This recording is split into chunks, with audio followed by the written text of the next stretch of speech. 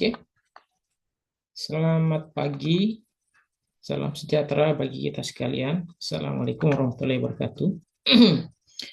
Pagi hari ini kita akan belajar melanjutkan pertemuan kita walaupun via daring ya. Kita akan nonton satu video yang berisi panduan tentang bagaimana cara kita menguji validitas dan reliabilitas.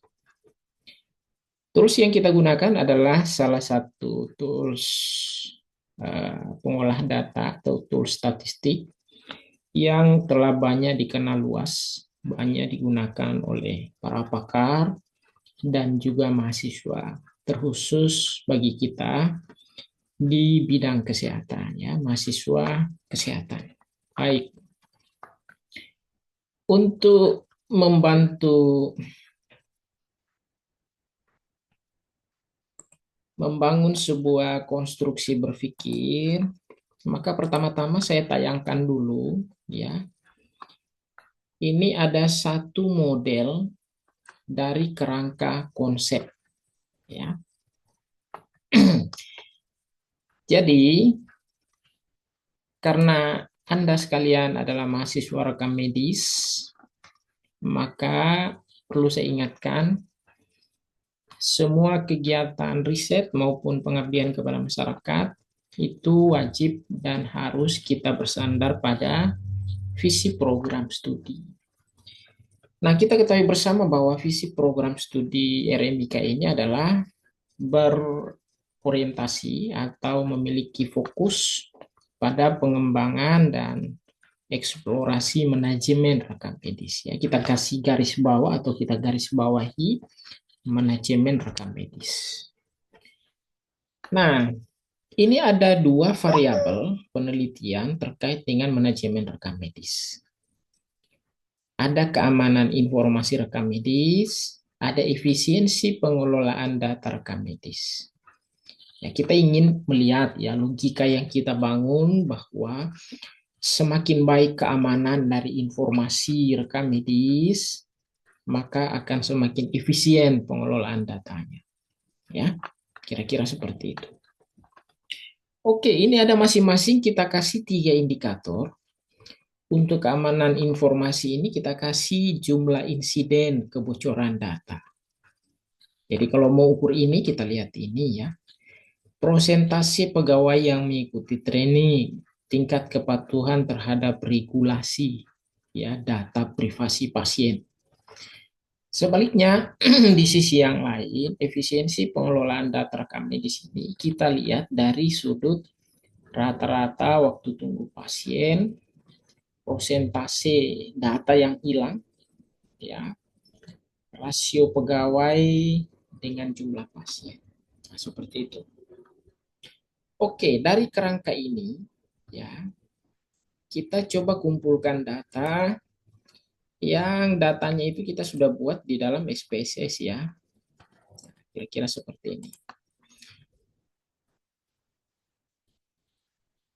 Nah, ini tampilan data yang telah kita buat atau kita kumpulkan dari kuesioner tentunya yang kita sebar kepada para responden, sehingga kita peroleh hasil seperti ini.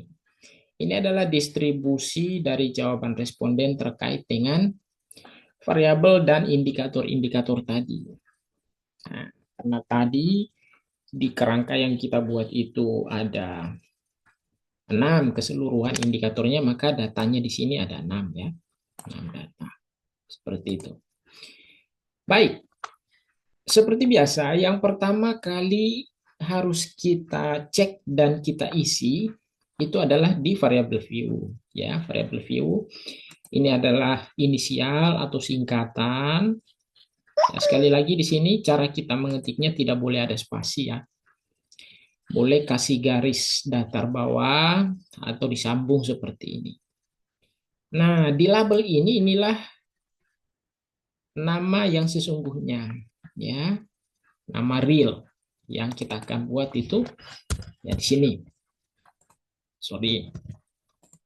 Ya, ini. Ya, seperti ini. Nah, value-nya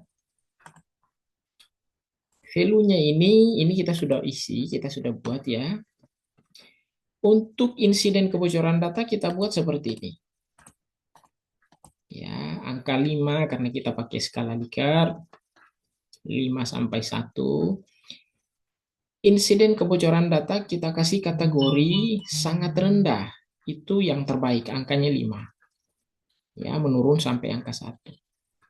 Maksudnya kalau datanya bocor, ya tingkat kebocoran datanya sangat rendah itu kan baik ya, bagus.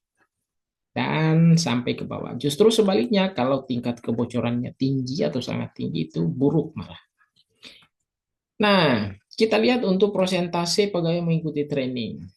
Ya, sangat tinggi tentu bagus ya. Persentasenya tinggi itu bagus. Ya, menurun sampai ke angka 1 sangat kurang ya. Persentase pegawai yang mengikuti training sangat kurang. Tingkat kepatuhan data, kita lihat ya sangat baik. Ya, angka 5 itu sangat baik sampai ke 1 sangat rendah. Rata-rata waktu tunggu pasien. Nah, ini kita sudah buat klasifikasinya, sangat singkat itu baik waktu tunggunya dan angka 1 sangat lama. Persentase loss data, ya, data yang hilang itu sangat kurang justru itu bagus. Ya. Dan kalau sangat tinggi justru itu buruk. Nah, rasio pegawai ya dengan jumlah pasien ini sangat baik ya, tentu ini yang kita harapkan, angka paling bagus 5 dan tidak baik rasionya yaitu angka 1. Seperti itu.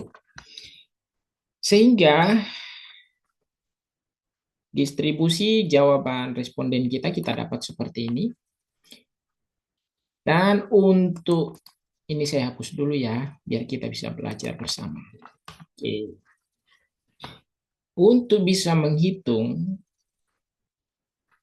validitas dan reliabilitas data, maka ada beberapa prosedur yang kita mesti lalui di dalam tools SPSS ini.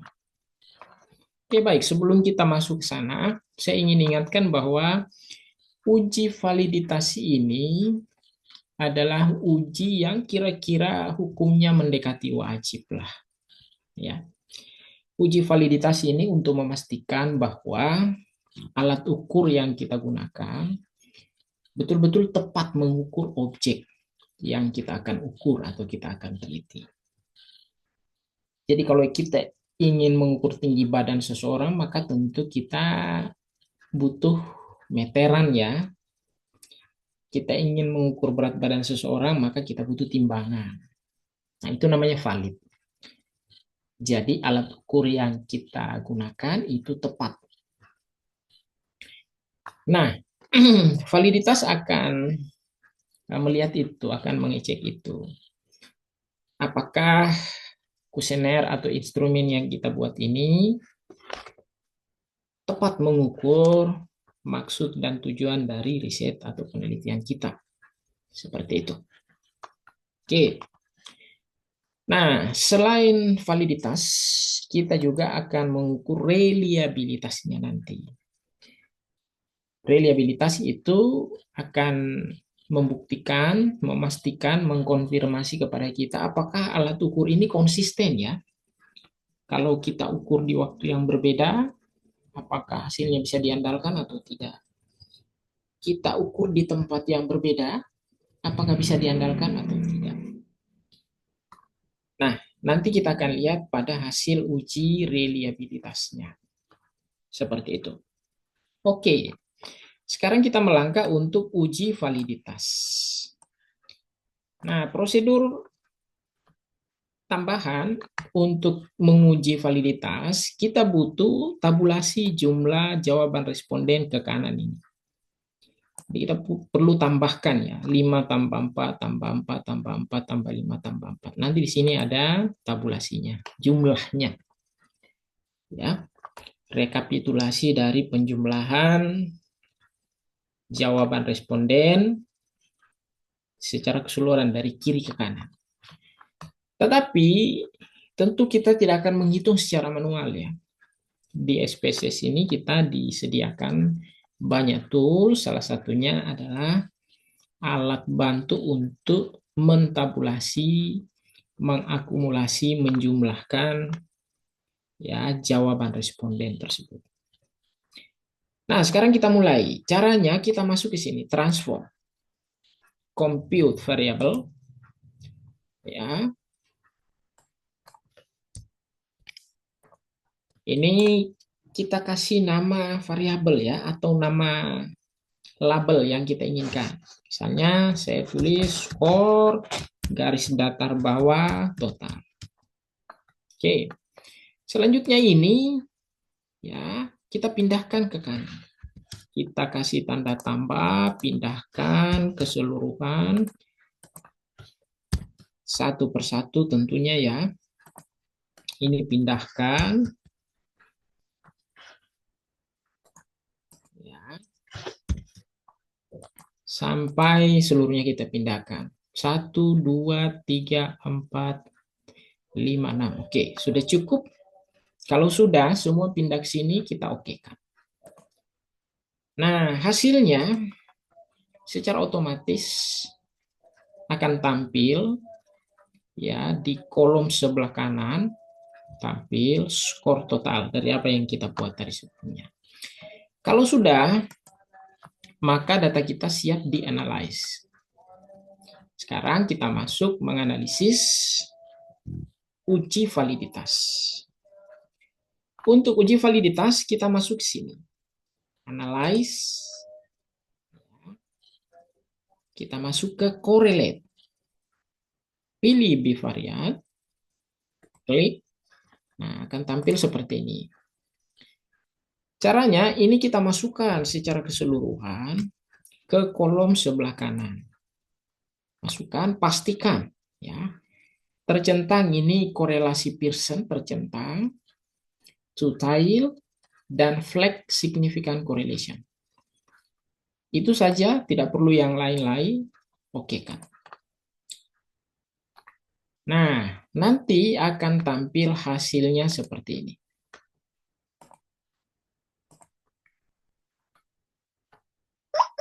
Oke. Nah, ini hasil yang kita peroleh. Ya.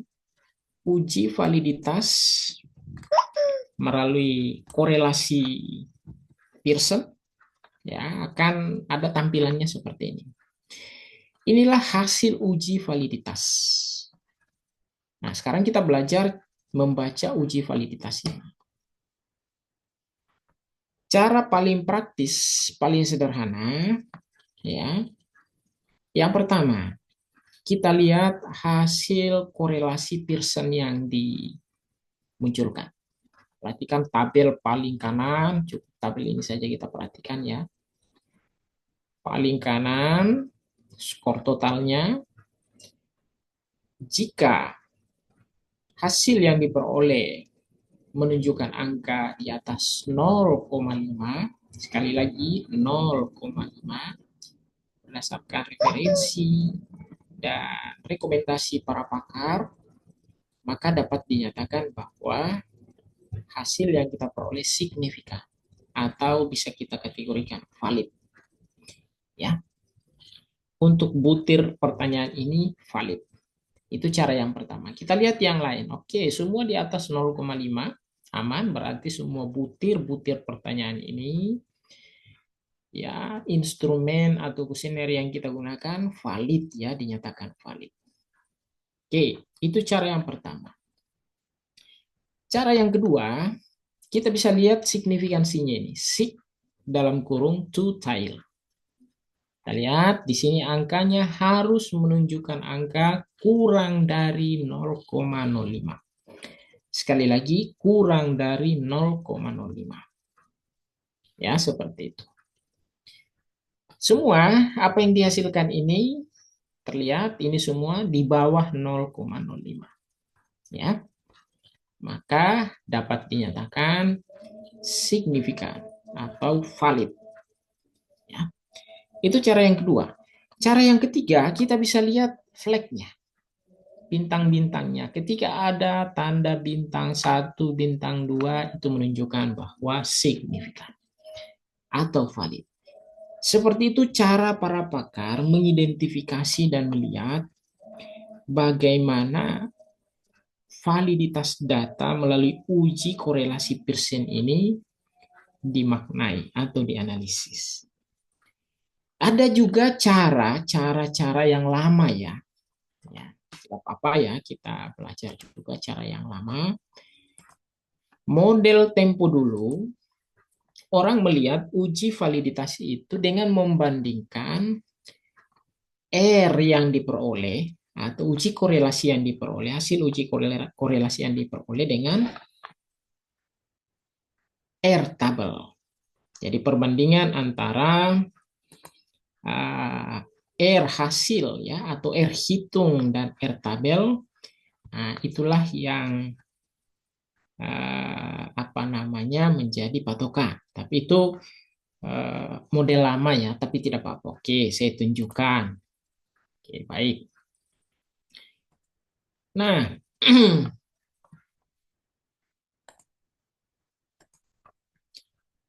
nah seperti ini. Ini terlihat sebentar. Oke, ini terlihat ya. Nah, tadi jika sampel kita ini untuk level 5% ya. Signifikansi 5%. Nah, ketika jumlah sampel kita atau jumlah responden kita tadi jumlahnya 20, maka R tabelnya itu 0,444. Nah, dinyatakan signifikan. Ya, ingat, itu R tabelnya 0,444. Dinyatakan signifikan jika di atas 0,444. Ya. Nah, kita lihat semua di atas 0,444.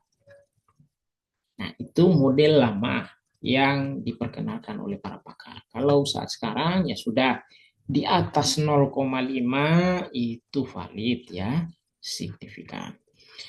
Kita bisa lihat signifikansinya kurang dari 0,05 itu juga signifikan atau valid. Kita juga bisa lihat tanda flagnya, bendera-benderanya ya, bintang-bintangnya ini. Kalau ada bintang-bintang artinya signifikan atau valid. Seperti itu. Jadi kita bisa menarik kesimpulan bahwa hasil uji validitas dari semua item-item di dalam instrumen yang kita buat ini valid. Artinya tepat ya. Baik, paket dan lanjutan dari uji validitas ini adalah uji reliabilitas. Caranya, kita masuk lagi ke analyze, kita masuk ke scale, ya, masuk ke reliability analysis. Ya. Semua yang ada di kiri selain skor total, tadi yang kita buat ini untuk membantu menganalisis uji validitasnya, ini kita pindahkan ke kanan. Skor total tidak ikut ya. Ini kita tidak ikutkan ke kolom sebelah kanan ini karena memang bukan menjadi bagian dari uji reliabilitas. Oke. Yang pertama, kita pastikan bahwa metode atau model yang kita gunakan adalah model alpha ya. Ya, ini adalah model yang umum, paling sederhana. Ada model-model yang lain tapi nanti kita simpan, kita analisis di lain waktu ya. Selanjutnya kita klik statistics. Nah, statistics kita klik. Yang kita butuhkan ini. Ya.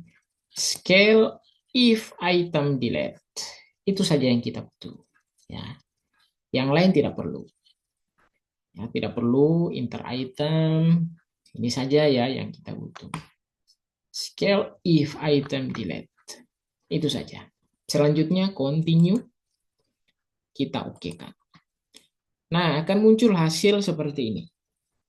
Ini adalah Cronbach alpha secara keseluruhan akumulatif 0,848. Para pakar sepakat ya bahwa jika Cronbach alpha di atas 0,7 dari hasil uji reliabilitas, maka dapat dinyatakan konsisten atau reliable.